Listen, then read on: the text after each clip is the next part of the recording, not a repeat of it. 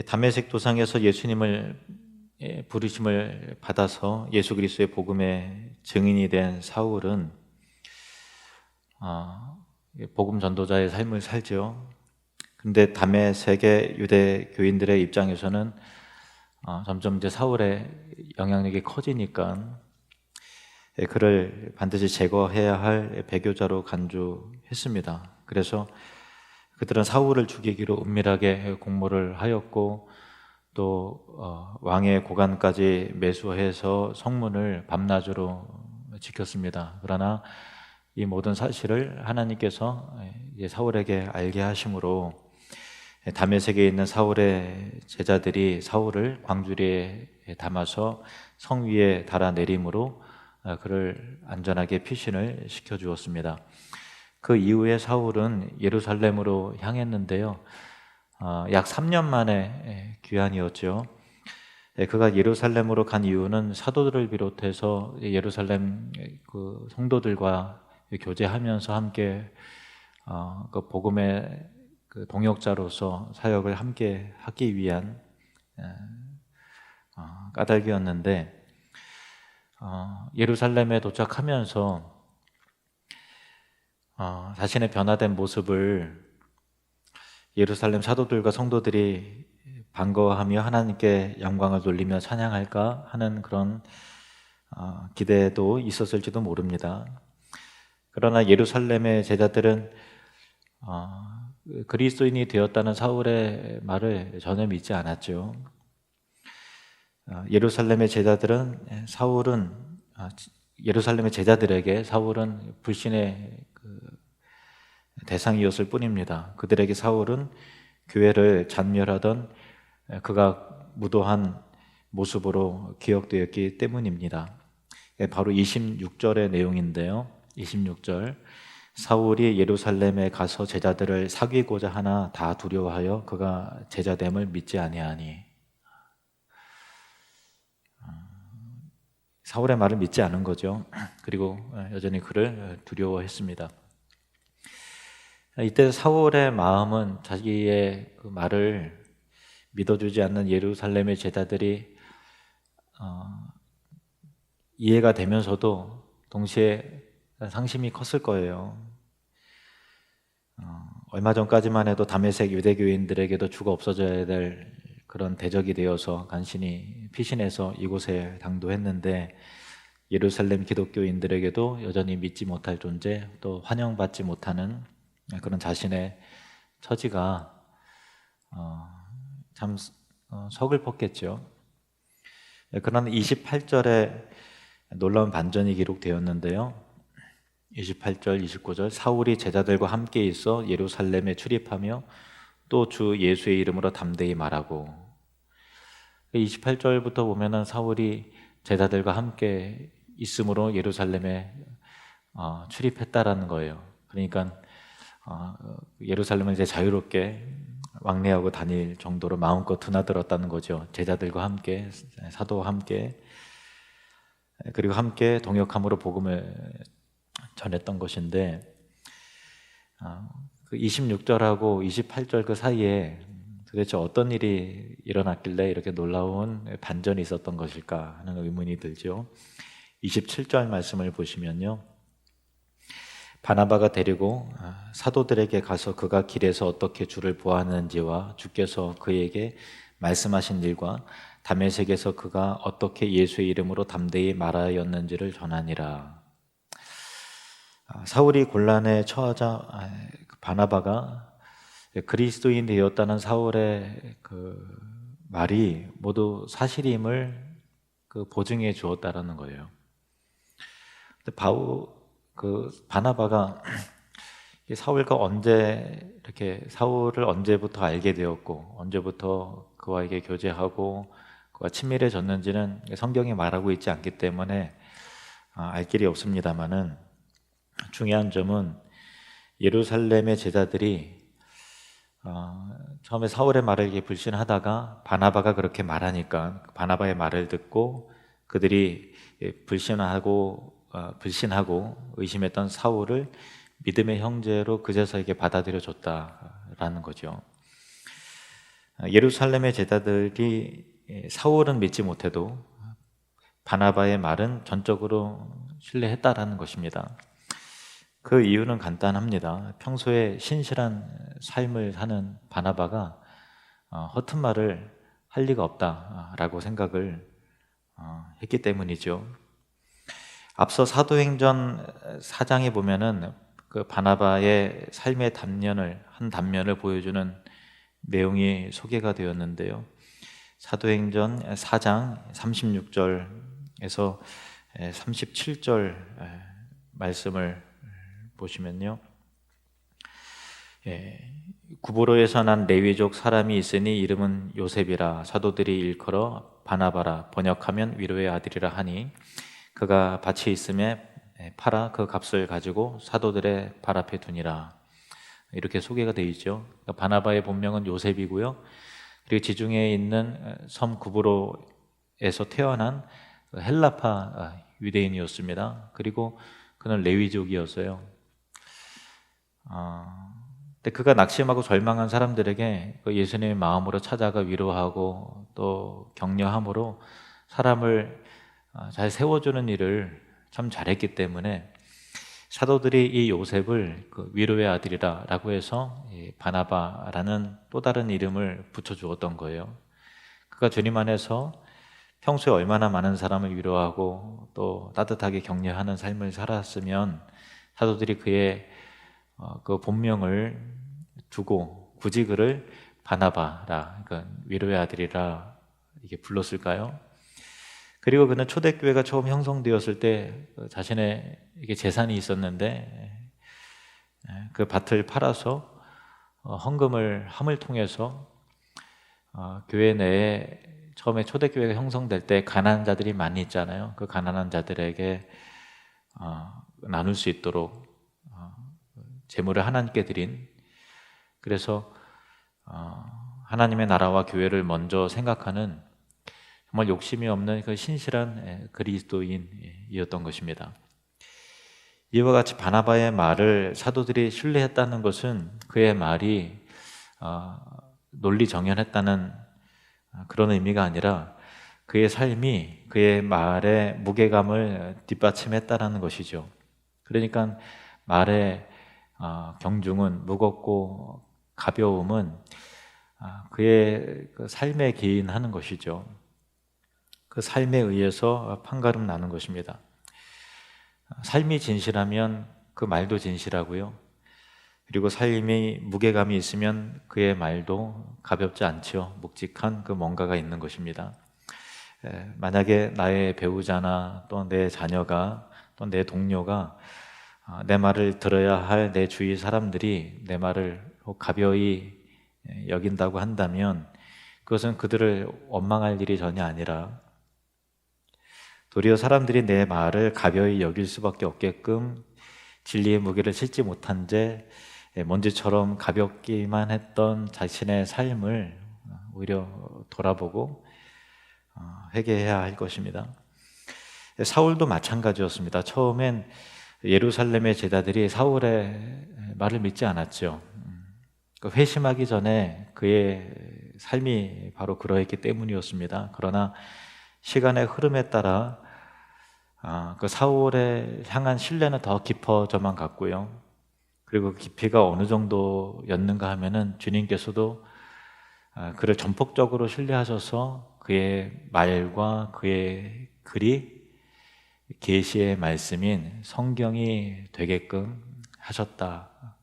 그 정도로 그는 그 말의 무게가 삶의 무게와 함께 진해졌던 것입니다. 그 모든 것은 사울이 예수님을 만난 이후에 세상을 향해 뒤돌아보지 않고 초지일관 주님을 쫓는 제자의 삶을 살았던 것이고, 자신의 생명과 삶의 안위보다 먼저 하나님의 영광과 복음의 가치를 두고 하나님 앞에서 진실하고 충성스럽게 삶을 살았던 그 결과였던 것입니다.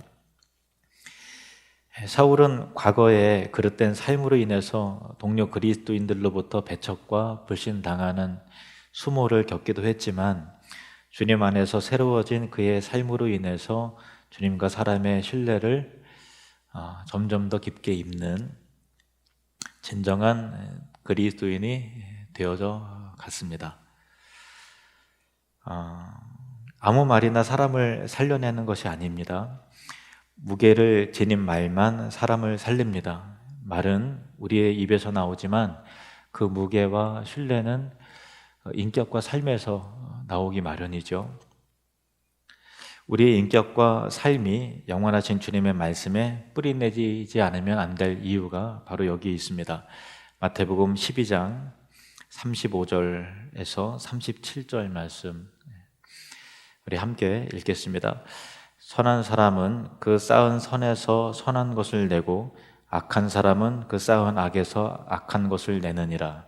내가 너에게 이르노니 사람이 무슨 무익한 말을 하든지 심판날에 이에 대하여 신문을 받으리니 내 말로 의롭다함을 받고 내 말로 정죄함을 받으리라.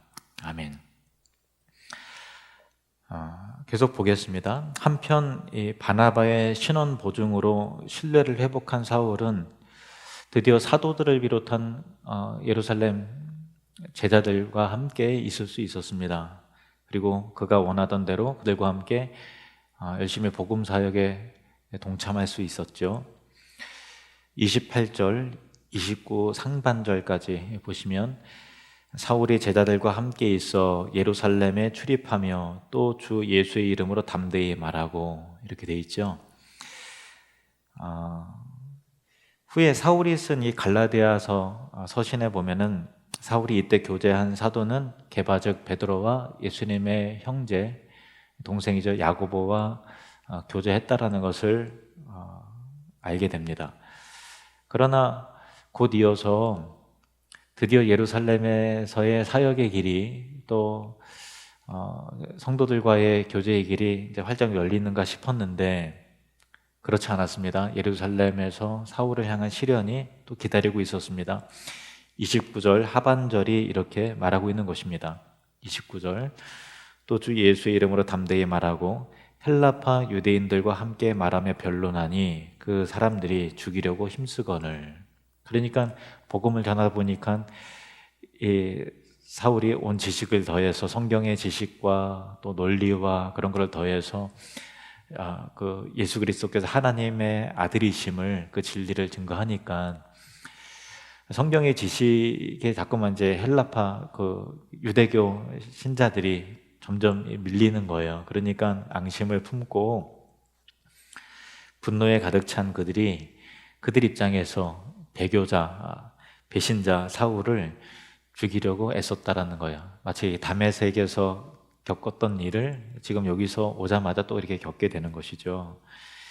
이 시점이 예루살렘에 온 지 몇 년이 지나거나 또 몇 달이 지난 것도 아니고요. 바나바가 신변을 보증해주고 베드로와 만난 지 딱 2주일 만에 이런 일이 생긴 거예요. 보름 만에. 갈라디아서 1장 18절 19절 말씀을 보시면 그 후 3년 만에 내가 게바를 방문하려고 게바는 베드로입니다. 예루살렘에 올라가서 그와 함께 그러니까 바나바가 신원을 보증해주고 베드로와 함께 15일을 머무는 동안 딱 15일밖에 안 됐다는 거예요. 주의 형제 야고보 외에 다른 사도들을 보지 못하였노라. 그래서 15일 정도 이렇게 교제하고 복음을 전하다가 이런 일이 터진 거예요. 그래서 사울은 더 이상 예루살렘에 머무를 수 없었어요. 그래서 예루살렘에서 잠시 교제했던 믿음의 형제들 몇몇이 사울을 그 목숨을 지켜내기 위해서 사울을 보호하기 위해서 다른 곳으로 피신을 시키는 거예요. 이 30절에 이렇게 되어 있습니다. 본문 30절에 보면은 형제들이 알고 가이사랴로 데리고 내려가서 다소로 보내니라. 그러니까 예루살렘에 있던 헬라파 유대인들이 집요하게 사울을 죽이려 함을 알게 된 성도들이 사울을 데리고 이제 가이사랴 빌립보 거기까지 함께 갔다는 거예요. 예루살렘에서 가이사랴까지는 약 90km 정도 되는 먼 거리입니다. 그들이 그렇게 멀리까지 가이사랴까지 사울과 동행한 것은 본래 유대교 열혈 신봉자였던 사울이 유대교 내에서 널리 알려진 인물이니까 혹 길 위에서 유대교인들로부터 또 그 사례를 또 위협을 당할지도 모를 신변 위협으로부터 사울을 보호하고 지켜주기 위함이었던 것이죠. 가이사랴에 이른 믿음의 형제들은 그곳에서 사울과 작별하면서 사울의 고향인 길리기아의 다소로 사울을 이제 보냅니다. 당시 사울이 처해 있는 정황상 사울의 안전을 보장할 수 있는 곳은 사울의 고향인 다소밖에 없다. 이렇게 판단한 것인 것 같아요. 본래 예루살렘에서 교회를 잠멸하던 사울은 유대교 지도자들로부터 굉장히 큰 신임을 받았던 열성파였죠. 그래서 대제사장의 이제 공문까지 사울에게 위임을 이렇게 해주고 그 공문을 들고서 저 멀리 있는 다메섹에 있는 신자들을 색출하고 또 연행하는 일을 그에게 맡겼을 정도로 대단한 신임을 받았던 사울이니 그렇게 신임을 받기까지 얼마나 정말 이 교회를 말 그대로 잔멸하는 데 앞장섰던 그 사울이죠. 사울이 그렇게 교회에 온갖 악행을 다하다가 자신이 부정하던 예수님의 제자가 돼서 3년 만에 예루살렘으로 돌아왔을 때 그의 마음 가운데 변화됐으니까 그 예루살렘에서 내가 복음을 위해서 예수님을 위해서 교회를 위해서 하고 싶었던 일이 얼마나 많이 있겠어요.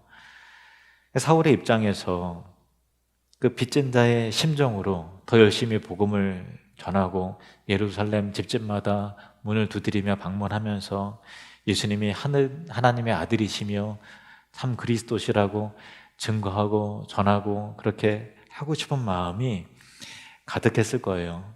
그래서 비로소 이제 예루살렘에서 복음의 길이 딱 열리는 그 순간에 불과 보름 만에 그 꿈과 사역을 다 접고 예루살렘을 떠나 고향 다소로 낙향할 수밖에 없었던 것이죠. 또 얼마 전에는 다메섹에서도 복음을 전하다가 3년간 아라비아 광야에서 정말 고독한 연단을 받고 다메섹에서 열심히 복음을 전해야 되겠다 하는데도 거기서도 차단이 돼서 예루살렘으로 왔는데 예루살렘에서 이제 비로소 사도들과 함께 열심히 복음의 사역을 감당하리라 꿈을 펼치리라고 했는데 또 같은 일이 반복된 것이죠. 그러니까 사울의 입장에서는 참 당혹스럽고 좀 절망스러울 수밖에 없었을 거예요. 사울이 뭔가 하려고 하면은 제동이 걸리는 거죠. 그리고 어떻게 보면 정말 뭔가 펼치려고 하면 일이 꼬이는 상황이 지금 뭐 계속되고 있는 거죠. 마치 머피의 법칙처럼 계속해서 이상한 일이 이상하게 되는 일이 없는 거예요. 한마디로 되는 일이 없는 상황인 것입니다. 그래서 우리가 이 상황을 신앙의 관점을 빼고 은혜의 관점을 빼고 그저 그냥 세상의 관점으로 육신의 관점으로만 한번 사울에게 일어난 일을 한번 좀 생각을 해보자 이거예요. 그러니까 하나님의 섭리의 관점 빼고 사울에게 일어난 일을 그냥 육신의 관점으로만 한번 보자는 거예요. 잘 보세요. 계획을 품고서 대제사장의 공문을 받아서 다메섹으로 가는데 정오의 태양보다 더 비친 빛이 일행들에게 다 비쳤는데 하필 사울만 눈이 멀은 거예요. 그렇죠. 사울만 눈이 멀었어요. 동행들은 한 사람들은 다 멀쩡했는데 사울만 이런 일을 겪었습니다. 그리고 아라비아 광야에서 다메섹으로 돌아와 본격적으로 복음을 전하려 했지만 살해 위협을 받고서 준비된 것들을 펼칠 기회가 없었어요. 더 이상 사역할 수밖에 없었고 사역할 수 없이 도망칠 수밖에 없어요. 그것도 창피하게 광주리 속에 들어가서 이번에는 예루살렘에 가서 성도들과 교제하려고 했지만 아무도 자신을 믿어주는 사람 없었어요. 참 절망스럽겠죠.